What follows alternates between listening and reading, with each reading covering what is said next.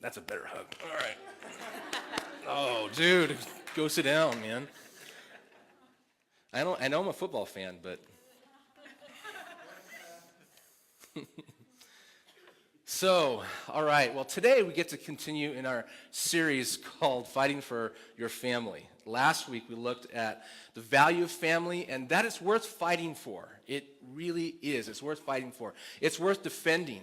Besides God, there is nothing as valuable as family, and we need to fight for our families because today, more than ever, it's under attack.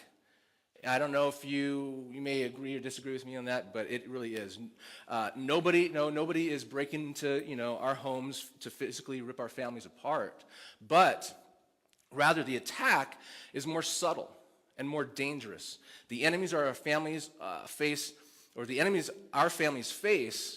are misplaced priorities, upside down values, sinful indulgences, cultural influences, and spiritual forces of evil. Those are the things that our families face. And today, more than any time in history of our country, families are being torn apart. They're unraveling, they're deteriorating, they're being split, and the effects of which are felt at every level of society today.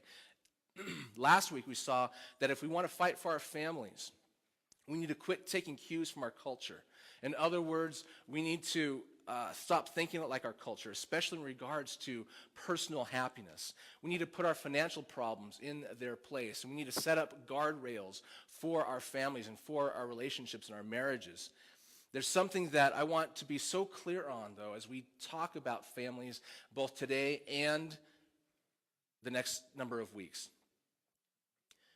I'm fully aware that within this room, we have several different types of families. We have single-parent families, we have blended families, we have families with no kids, we have traditional families, we have a number of different types of families here within this room. And every single one of us, including me, have made mistakes. We all have. It doesn't matter what kind of family we are living in today, we've all made mistakes. We all have something or some things that we regret, that we wish that we could have had another shot at, wish we could have had a do-over, or wish we could have done something different. I can't tell you how many times that I have thought that because of things that I've done or said even within my own home, within my own marriage and with my kids. And as we talk about fighting for family, there's no doubt that the subject will bring up and trigger thoughts and images, pain, regret, or even guilt from our past. And I want you to understand that this series isn't about our past, okay? It's not about our past. It's not about guilt or condemning anyone for past or current situations. This series is all about living in the today and whatever life has for us tomorrow and in the future. You with me on that? You following? I don't want anyone here to feel like they're being picked on or singled out or feeling guilty because your situation isn't the model family today, whatever that is, or if only things had been done differently. Because the past is really only good for two things. One is enjoying some good memories, and the second, learning from some bad memories, right? Past should not shape us and should not dictate our future. And so, because there's nothing we can do about the past. You with me on that? So anyway, no doubt there's some here that maybe you need to forgive yourself or someone else or both for things done in the past so you can move on into your future. So the title of today's talk is Honoring Covenant. Honoring Covenant. And though our focus this morning is on marriage, I believe that the principles and the truth that we'll cover today is completely relevant to singles because you may not be single forever. And so there are some things that, to grab hold of right now. And no matter what the reason for your singleness, you may not be single forever. You don't have to be married to get something out of this series. You don't have to be have kids at home. You don't have to be a Christian or a Christ follower. There's plenty of good stuff to go around. And so I just encourage you to grab whatever you can grab from this because the idea of covenant is powerful. So if you were to go online today and do a detailed search, you would probably find at least, if not more, than 1,500 different matchmaking organizations online. 1,500, all right? We know of a few maybe, but these sites have been known to work as well, bringing people together. And today, it's never been, as easier to fall in love, but it's also never been more difficult to stay together. People are falling in love all the time, sometimes with themselves, but even with people they've never met before. And it's so easy in today's world, it's so easy to live together or get married or have a family, but is living together the answer? And if you do get married, how do you stay married and keep a family close? How do you begin to move towards oneness rather than drift into isolation? And so those are some of the things we're looking at today. I had this best friend growing up in high school and in college, and he and I could talk about just about anything. And so a lot of times we talk about girls. And so, sometimes I'd come and I'd talk about some cute girl that I met or I saw or whatever, and he would almost always ask, so is she a faraway babe or a close-up babe? In other words, is she cute when you look at her from a distance, but then not so much when she's up close?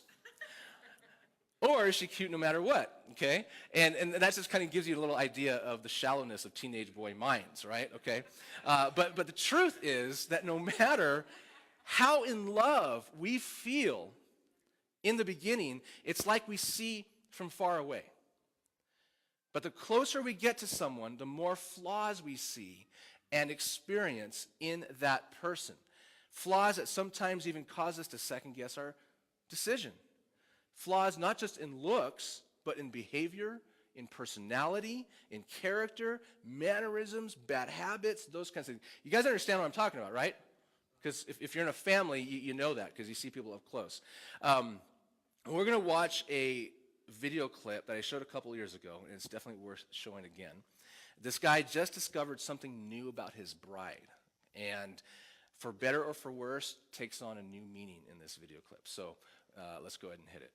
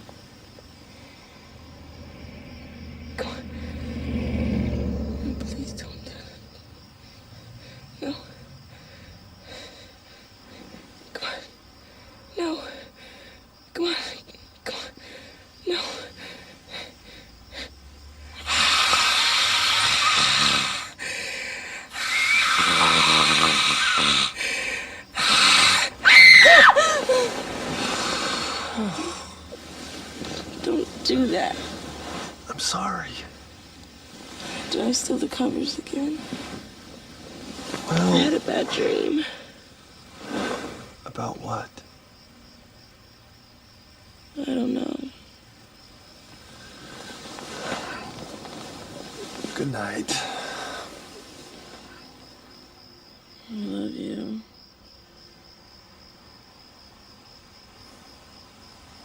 I love you.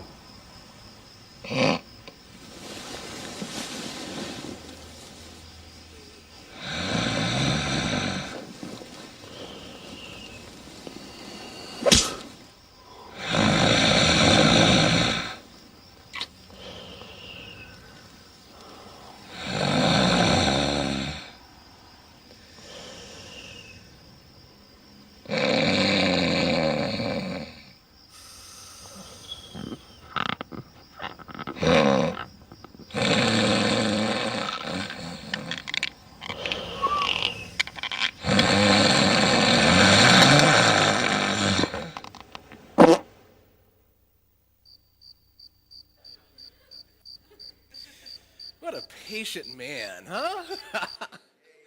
You know, Wendy can totally relate to the nightmares thing. I used to have them all the time. I would do exorcisms in my sleep and, totally creep Wendy out. And anyway, but the passing gas thing, we'll leave that one alone. So, but obviously this is just a lighthearted clip that points out a deeper issue that happens too often. So many people promise for better or for worse. We promise that, and in the moment, they fully mean for better or for worse, rich or poor, sickness or health, good looking or ugly, smell like roses or like a horse, and we start, singing that song from Stephen Chris Chapman, I will be here, when you feel like being quiet, and we start singing those songs, and it's all great. We're like, yeah, I will be here. We feel like a champion, and then over time, the worst comes to the surface again and again and again and again, and the promise doesn't seem quite as strong as it once did. You're tired of the same old stuff and the pain and the disappointments, and you don't want to be here anymore, or you want to be somewhere else or anywhere else with someone else or whatever it might be, and it just happens over time. It's easy to do. It happens every day in our culture. The concept of covenant gets lost in the pain and the discouragement and the disappointment, and it gets lost in the pursuit of happiness and the pursuit of something better. And so today we're going to look at covenant and the need to resurrect it in our lives and in our minds and in our hearts. And so if you'd like to take notes, I invite you. There's a green sheet in your handout. We're going to start with understanding covenant. First of all, for the spiritually curious person here, the first point is God cares deeply about the marriage covenant. He cares deeply about it. Last week, we looked at a Bible passage that ended the Old Testament, and it was one of those like, oh my goodness, what a way to end a book, right? It said, he will turn the hearts of fathers to their children, the children's hearts to their fathers, and we're like, yeah. And then it goes on and says, or I will strike the land with a curse. We're like, man, that's the way to end the Old Testament, no goodbye, no happy ending, no see you later in the New Testament. It's like God just kind of let it rip. Well, in that same book written by Malachi, let's look on the screen at what else he says. Here's another thing you do. You cover the Lord's altar with tears, weeping and groaning, because he pays no attention to your offerings, and he doesn't accept them with pleasure. And you cry out, why has the Lord abandoned us? Why? Oh my gosh, right? We cry that out. I'll tell you why. Because the Lord witnessed the vows you and your wife made to each other on your wedding day when you were young. But you have been disloyal to her, though she remained faithful, your faithful companion, the wife of your marriage vows. Didn't the Lord make you one with your wife? So guard yourself. Remain loyal to the wife of your youth, for I hate divorce, says the Lord. That's a tough passage, tough to swallow, especially in today's day and age. But it illustrates that God cares so much about marriage. He created it. He designed it for our good. Many people who go to church or follow Christ know this to be true and choose to stay married because of it. And that's a good thing. But in so many homes, in so many Christian homes, The couples don't understand what God really means when he speaks about marriage, because people stay together legally, but in their hearts, they're about as polarized as politics in D.C., okay?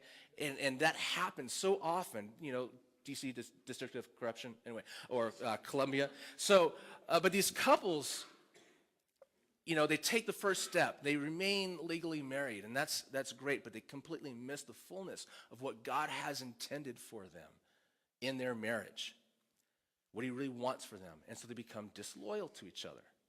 And the reality is that God cares deeply about the marriage covenant, very deep, so much so that there will be times that he will refuse to answer prayer until we begin to deal with this problem in our lives. It's hard to hear, but it's true. The next point here is covenant is the foundation of a strong marriage and family. So what is a covenant? A covenant is an agreement between two or more people or groups of people. It can also include God. In fact, in the Bible, God is portrayed as a God who makes covenants with people. Okay? But a covenant in a biblical sense implies much, much more than just a contract or simple agreement. A contract always has an end date. A covenant is a permanent agreement. Kind of like my loyalty to the 49ers. Permanent agreement, okay? For better or for worse, baby. That's kind of, and we had a decade from 2000 to 2010 that was for worse, and now we're experiencing the for better. Yes, we are. Yes, it's a good thing. So anyway, but covenant is what marriage is about. It's what it's about. It's a promise that covers a person's total being. That promise can be based on feelings. It can't be based on feelings. It can't be based on convenience. It can't be based on circumstances if it's to go the distance. Most of us are probably familiar with something like this phrase, right? I do promise before God and these people to be your loving husband or your loving wife, faithful to you in plenty and in need, in joy and in sorrow, in sickness and in health, as long as we both shall live, right? Or for better, for worse, until death we us part. We've all heard something like that before, right? Many of us have said that. And that's a verbal expression of covenant. But something that's backwards about our society, something that's backwards about our culture, and it's no different than what I've done in life either. We send our kids to school for years and years and years and years, right? Then we pay out the nose for college and for more years of education. And we do all that in order to prepare them for a job that they probably won't have 2 years later. But when it comes to preparing for the life covenant of marriage, maybe we'll pay for a few sessions of premarital counseling. Maybe. If that.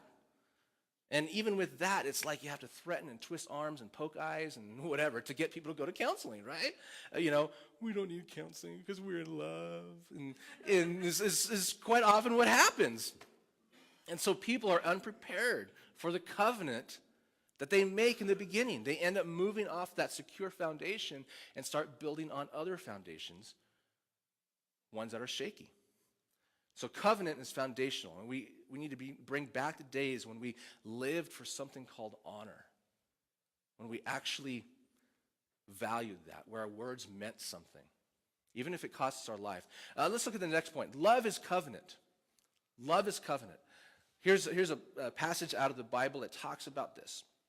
Paul wrote, "If I speak in the tongues of men and of angels but have not love, I am only a resounding gong or a clanging cymbal. If I have the gift of prophecy and can fathom all mysteries and all knowledge, and if I have faith that can move mountains," and that's pretty good faith, "but have not love, I am nothing. If I give all I possess to the poor and surrender my body to the flames, but have not love, I gain nothing." And so according to this passage, anything minus love is nothing. It equals nothing. Paul says, you can talk it up all you want. You can know every language on earth. You can talk heavenly language. I don't care. But if you don't have love, you're just noise. You can be a know-it-all. You can understand it all. You can know the future. You can work miracles. You can have faith. You can just be this great mountain of a person. But if you don't have love, you're nothing. And so what is love? Someone once said, love is the measurement of life. So let's look at how love is defined according to the Bible. According to Paul here, he said, love is patient. Love is kind. It does not envy. It does not boast. It is not proud. It's not rude. It is not self-seeking. It is not easily angered. It keeps no record of wrongs. That's hard, okay, right? I mean, all this is. Love does not delight in evil, but rejoices with the truth. It always protects, always trusts, always hopes, always perseveres. Love never fails. And in this definition of love, does it say anywhere that love always feels good? I don't find that in there. Does it say in there that love is fuzzy or love will make your heart flutter like a butterfly? You know, no, it doesn't, okay? It doesn't say anything about it. None of the you turn me on or Love Shack Baby, right? None of that, okay? Kind of fun song. But covenant is written all over that passage. But here's also what I see. When two people love each other, like 1 Corinthians 13, love will feel good, and your heart will flutter like a butterfly when you love like that. This next point, love is a verb. In today's world, love is so often treated as a noun and not a verb. It's defined as a thing.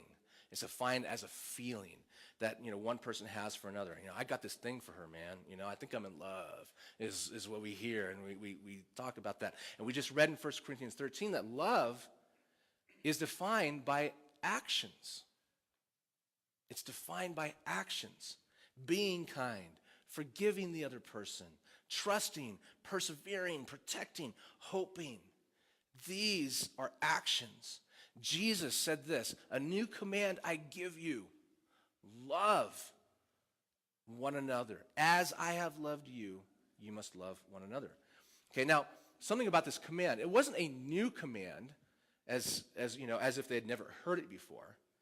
But it was more like a fresh command because they were buried in all these religious commands that had nothing to do with love at the time. But the operative word here is love, is used as a verb. Jesus isn't saying, go have a nice fluttering feelings for each other. He's not saying, love each other so long as it feels good. Instead, he says, love each other by what you do and how you commit to each other. Jesus, I think, would have made a terrible counselor. Terrible counselor. Because, you know why? He wouldn't coddle people like we need to be coddled today, or we like to be coddled today. We all like to be coddled. Jesus, he wasn't a coddler, okay? He just said things as it were. Jesus, she nags and complains and disrespects me. Or Jesus, he doesn't pick up his underwear, he leaves the toilet seat up, and Jesus would say, are you loving her? Are you loving him? Okay, because a lot of times people would come with complaints, and Jesus would just kind of say, hey, here's the answer, and, go deal with it. But, well, Jesus, I used to be in love. There was a time, but then I saw what kind of a slob she was, and Jesus will say, go home and love each other. And when you've done that, then come back to me and we'll talk. That's the kind of counselor that Jesus probably would have been. When you've done 1 Corinthians 13, we'll talk. Love is action. Andy Stanley, love what he said. He said this. He said, the foundation for staying in love is to make love a verb. Some of you thought I was going to say something else, like a lot, or in the kitchen, or something like that. But I love how he also said, the more you make love a verb, the more you'll make love. Okay. Anyway, so but now the key ingredient in what Jesus said here, he said, love one another as I have loved you, as I have loved you, the way that I have loved you. In other words, it's as if he's saying, look, don't take your cues from the culture. Don't take your cues from your mom or dad or your boyfriend or your dog or especially your worthless cat. Don't take any of those cues, okay? Sorry if you got like a cat. But he says, I know that you haven't had good models for this kind of love in your life. So take your cues from me. Love as I have loved you, the way I've loved you. And we say, well, Jesus, how have you loved us? What is the example you have set? And so Paul, he describes that. He says this to the church in Philippi. He said, here's what love looks like. Here's how Jesus loved us. And it's general about all relationships, but let's look at it through the lens of marriage. He says this, do nothing, be on the screen, do nothing, do nothing out of selfish ambition or vain conceit. Stop there, I'm guilty. Man, it's hard. But he says, do nothing. But in humility, consider others better than yourselves. Each of you should look not only to your own interests, but also to the interests of others. So let's stop there for a second. And we'll continue on the next verse. But listen to what Paul says here. He says, consider others better than yourselves. And I love this one illustration that I had heard about this. But in the context of marriage, act like he is more important than you. Or she. Make decisions as if she is more important than you. Have you ever been around, this is a great thing I heard, have you ever been around someone who was more important than you? You have. Trust me, you have, okay? I'm not talking about human beings being more important than others, human beings. I'm talking about in the context of something, okay? Situational context.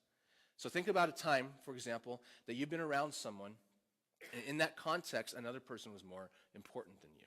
So for example, a wedding. I'm going to be doing actually 3 weddings in the next month and a half.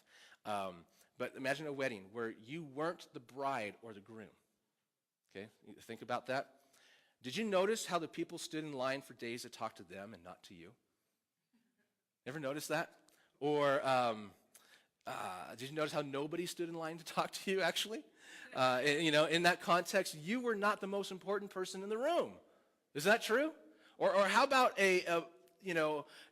notice how when the bride walked in, everybody stood. But when you walked in, nobody noticed. Right? Because you're not the most important person in the room in that context at all. Okay, what about a birthday party? Have you been invited to a birthday party that was not your own? You ever see people sing happy birthday and sing and so forth to that person, but not to you? And everyone gives gifts to that person who's his birthday, but not to you. In that context, someone there is more important than you, right? You following on that? Of course, that's hard to explain to a 2-year-old. That's not their birthday party. Really, son, you're not the most important thing right now. But in these contexts, or even in the context of, say, national heroes or sports celebrities or someone you really admire, where you really like, yeah, this is amazing to be in this person's presence. What do you do in a situation like that? The other day, or a few weeks ago, I met Kellen Moore at Cafe Rio here in Boise. And Kellen Moore, if you're not a football fan, he used to play for Boise State. He's just, the best college quarterback anyway. And I was like, hi, what do you do when you meet someone who you feel like is more important to you? You defer to them. You defer to them. You don't criticize. You don't interrupt. You don't correct. You don't say, Kellen, if only you would have, or you start telling him how he should do his job or whatever it might be. No, you defer, you show respect. I'm going to treat you as if you are more important than me, as if you have more value than I do. And that is how to treat your wife. That's how to treat your husband. That special someone, even if they're not so special. That's how we treat them every day, all the time. Okay? I'm standing here telling you, I don't have this down. Okay? So I don't want you to think that I'm acting like I've got it all together. I don't. But this is what we're called to do. Let's read a little further, taking our cues from Jesus. How did he love? He said this, Paul said this, your attitude should be the same as that of Christ Jesus. And that's hard. Who, being in very nature God, did not consider equality with God something to be grasped, but made himself nothing, taking the very nature of a servant. Being made in human likeness, and being found in appearance as a man, he humbled himself and became obedient to death, even death on a cross. And this is amazing. Jesus willingly gave up his very nature as God when he walked this earth. He never tried to push the God button. He never tried to leverage, who he was for his own sake. He never walked into the room and said, okay, I'm here. Jesus is in the house. Jesus, it's me, Jesus, your Savior, your Lord, your King. Come on. I need those seats over there. I'm here with my guys. Yeah, I'm Jesus. I want that table. You don't have to worry about food. I can make it. No worry. I fed 5,000. Jesus never did that. Jesus was more important than anyone else in the room, but he never leveraged that for his sake. He made himself nothing. He humbled himself, became a servant, and what does a servant do? A servant submits to the person or people that he serves. He places himself under one that he serves. Jesus decided to place himself under, to submit. To who? To you and me. The Creator placing himself under his creation. That's huge. What an example. That's the kind of love that Jesus loved with. Submitted all the way to the death on the cross to pay for our sin. And he did that for us. He put our forgiveness above his glory. And Jesus didn't come to be right. He could have, very easily. He could have just walked around and pointed his finger and said, sinner, sinner. Oh, I know what you did last night. I know what you did last summer. I know what you did. I know what you did. He could have done all that, and he would have been right. And how many times have you or I done that to the ones we love, to our spouse? We point out their faults. You always do this, that, the other. You never do. I know what you did. Or they're telling a story and you interrupt. No, it was Tuesday. No, there were 3 of us. No. The other day, I tried to take credit for an idea that Wendy had. I really thought it was my idea. I really did. And, and we were talking with someone, it was with you, Chris. Yeah, I thought it was my idea. You were there, yes. But I stopped. Did you notice? I didn't push it too hard. And then after you left, we talked about it. And I go, yeah, I think you might be right. I think it was your idea. So, I was humbled. But Jesus came to love, right? To show his love through submission. And he says, love as I have loved you. Love each other. Here's what else Paul said on the screen. Submit to one another out of reverence for Christ. Submit. It's placing yourself under the other person willingly. Today he's first. Today she's first. It's holding open the door forever. You first. No, you first. No, you first. No, you first. No, you first. If you're always trying to put each other first, well, you never get anything done. But at the same time, it feels good. It's the way it should be. And that kind of love is a lot different than the kind we hear in our culture. I need you, babe. Right? You got what I need, baby. When 2 people submit to each other like that, that's making love a verb. And you'll see a marriage last. But it's not easy. It's hard. It's not convenient. It doesn't come naturally. It has to be intentional. There has to be death. And the problem is that too many people base their lives on what's easy and what's convenient instead of what is right and what is true or what is covenant. So, challenge this morning. There's another little blank thing on the back side of that sheet. Is to answer this question, is my life based on convenience or covenant?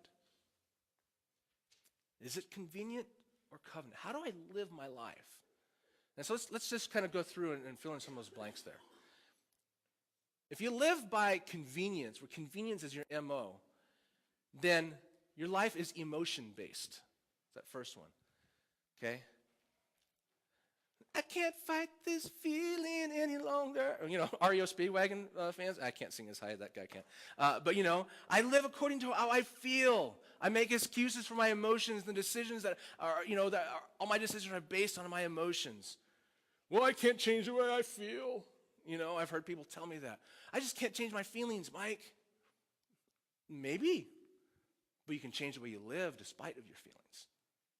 And those are two different things. So it's emotion-based. Covenant is character-based. In spite of my feelings, I will live according to what is true and good and healthy and honorable. Okay, so which one are we? The next one. Convenient person asks, what's easiest? A covenant person asks, what is right? Easiest versus right. The next one. When I feel good, then I'll do it. Covenant person says, when I do it, then I'll feel good. Let me tell you, wow, this is not easy. Convenient type person is controlled by moods. And everybody loves a moody person, don't we? Okay, so controlled by moods, covenant, controlled by priorities, regardless of the mood. A person who operates by convenience is selfish. Covenant is a servant. Someone who lives by convenience, their life and lips disagree. This is the person who says one thing but does another. They say something, but have lives different from those beliefs. Yeah, I'm going to do this, and they do that. Yeah, I believe this, and no, they live this way. Whereas a person of covenant, their life and lips agree. They can be counted on, no matter their circumstance or situation. Which brings to the next one. Convenience looks for excuses. And excuses never see results. Excuses never see results. Excuses never accomplish anything. That's all they are just statements of why you didn't do something. We look for excuses or blame. Covenant person takes responsibility and looks for solutions.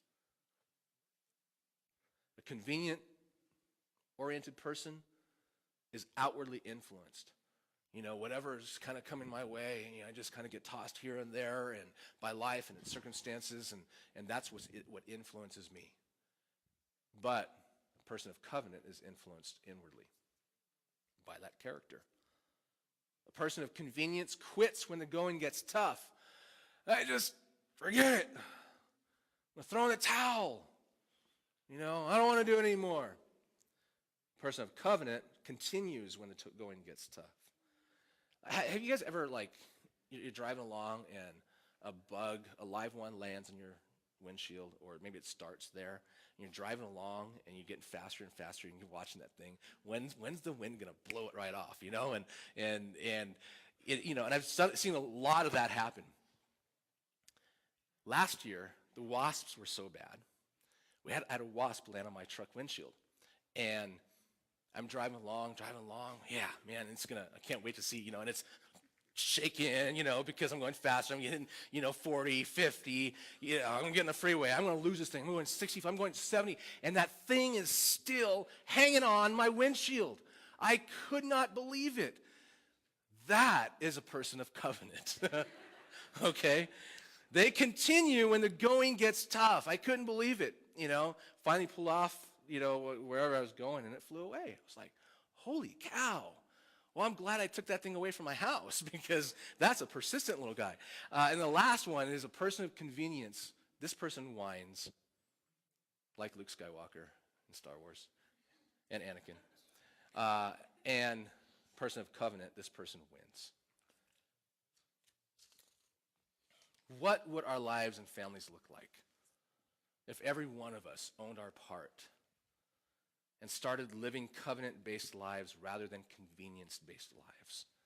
What if we own our part instead of pointing fingers and complaining that the other person isn't living right, and we look at ourselves and say, what do I have to change? What would our society look like if we took covenant seriously? If we started making love a verb?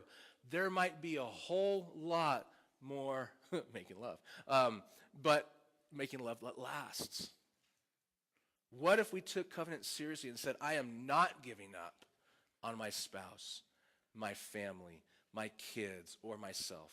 I know that God will help me, and God can come through if I asked him.